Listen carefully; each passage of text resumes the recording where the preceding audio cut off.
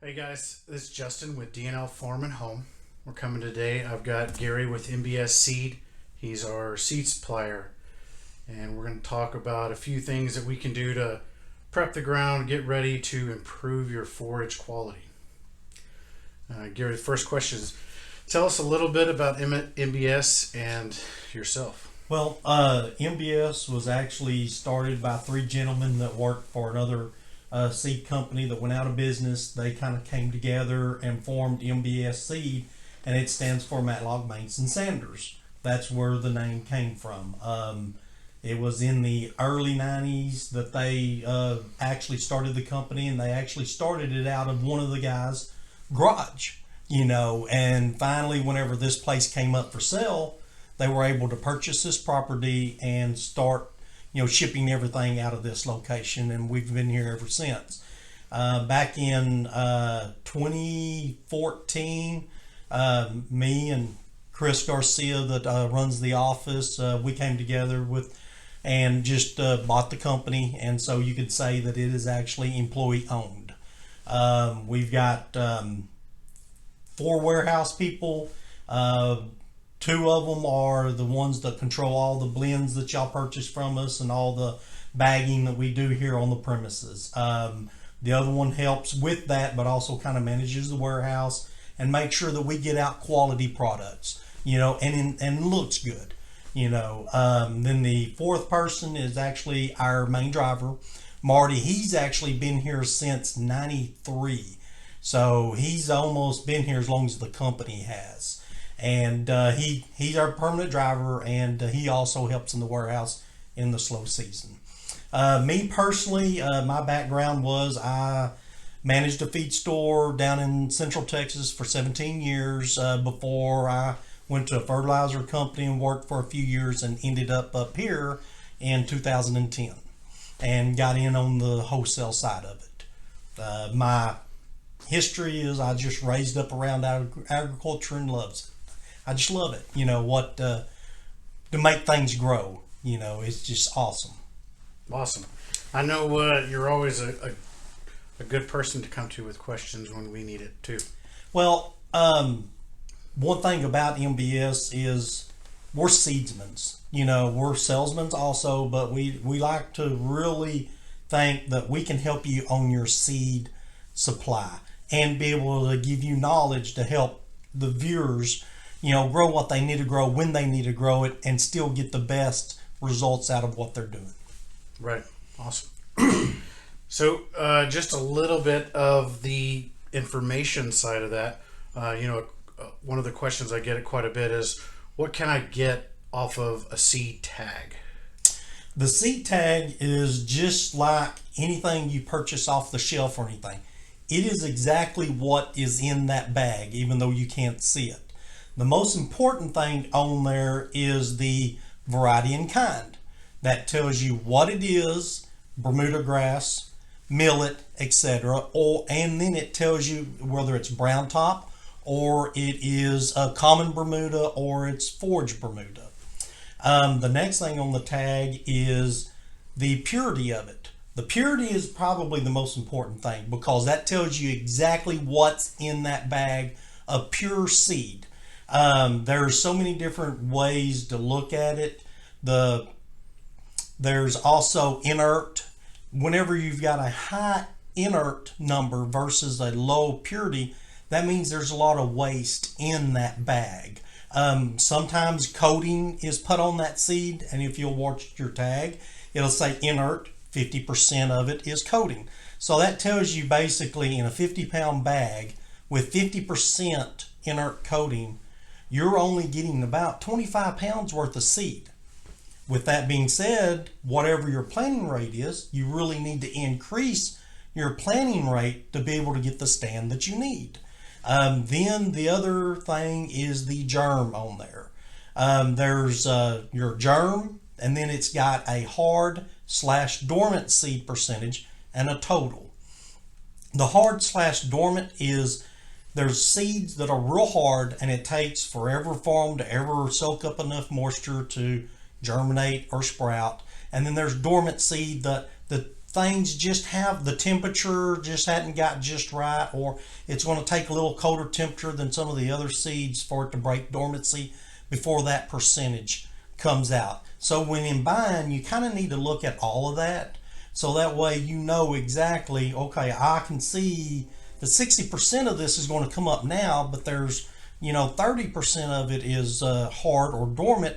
It's going to take a little longer for that other 30% to come on up. So, that way that you need to give it time. Planting seeds, you can't expect overnight results. That's the biggest misconception about planting seed. Awesome.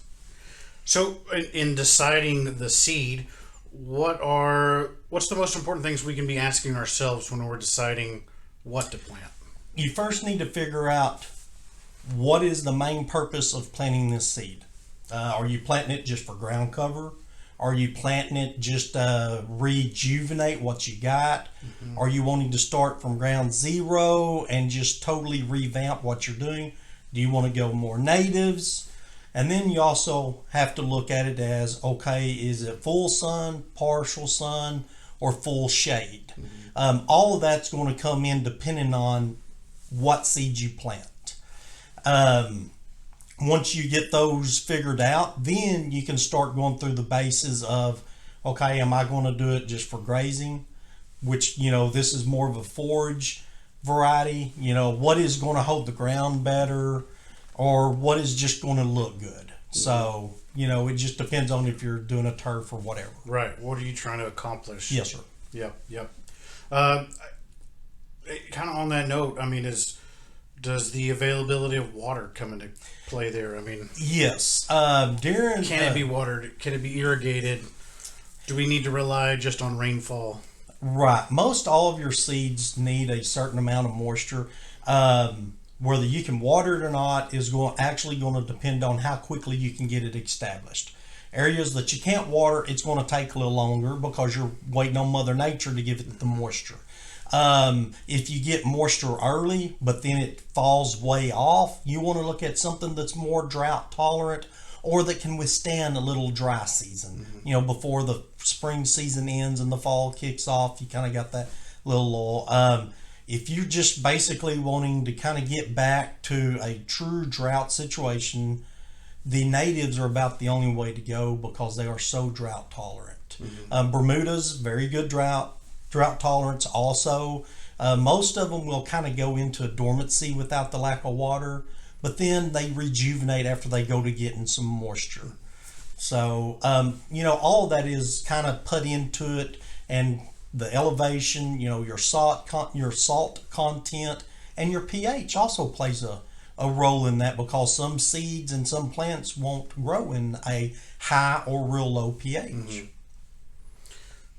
Yeah, that's a good information.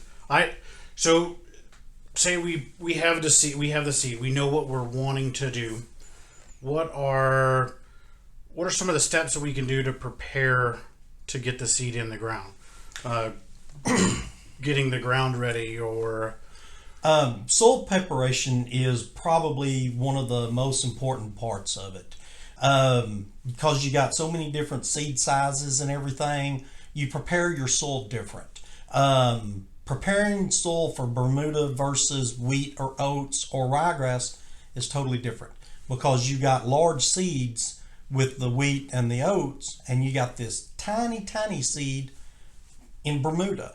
A good rule of thumb is a large seed the size of a wheat kernel. You can usually get those. You can prepare your soil for about an inch deep planting. With your Bermudas and a lot of your turf stuff, you need to count on a 1/4 inch to an 1/8 inch depth seed planting. Best way to do is come in and kind of plow it, loosen up that top layer of soil. That way that whenever the seed germinates, that the roots can take off and grab a hold of something. On your small seeds like Bermuda, you really need once you get it prepared, you need to roller pack it. Mm-hmm. Or let it set out for several months and let a good hard rain pack it down. That way the seed doesn't get too deep. The misconception on Bermuda is you plant it like you do everything else. You disc it or you plow it as deep as you can get it, and then you broadcast or drill the seed out, and then you wait for the moisture. What happens is when the moisture finally comes, it packs that seed too deep. That little bitty seedling never really has a chance to break the surface. That's the reason we recommend packing it first, broadcasting or drilling your seed, and then repacking, because you just want to push that seed just down into the soil seed depth. And with doing that, it works great. If you don't got access to all that, we just recommend, drag it with a chain link or cattle panel, or just anything that's going to kind of disrupt that first top quarter to eighth inch soil. Broadcast your seed and just kind of drag it again. Okay, awesome. So our main discussion today is really about improving our forage quality. Okay. Is there a product that you guys blend that speaks to that? I mean, is that one that really changes that pasture that's going to increase your forage? The one that I can think of is our Sungrazer Plus. It is a true forage Bermuda grass. In this blend, it has no common. Most people don't realize that once you plant common in a hay meadow or a grazing pasture, it will take over. So if your intent is to keep heavily grazing it and producing hay over it, you need a true forage Bermuda grass. What they do is they grow up high to give that high growth for you to be able to cut and bale it, but yet still also provide the grazing that you need for it. It's a blend of 3 different seeds that are true forage Bermudas. Everybody asks, well, how does it compare to coastal? Well, coastal is a true native Bermuda grass that was created with the earth, and being able to try to reproduce that is how they come up with these forage variety of Bermudas. Okay, awesome. So we get the Sungrazer Plus, we pick our seed, native grass or native prairie grass mix, whatever that seed is. Is there any other things that you can give us advice on as far as maybe fertilizing afterwards, before? Like what do we do now? Our seeds in the ground. Your seeds in the ground. Basically, what you need to do is the fertilizing of it. Everybody has a different opinion. My opinion is get the seed in the ground. Give the seed a chance to germinate and break the soil, then fertilize. If you fertilize when you put the seed out, you're actually just fertilizing the weeds or whatever grass that's already there and pulling the nutrients out right then, not really giving the seedling a chance to really get the full dose of the fertilizer. Me personally, that's the way I do it myself. Yep. I'll broadcast or plant my seed.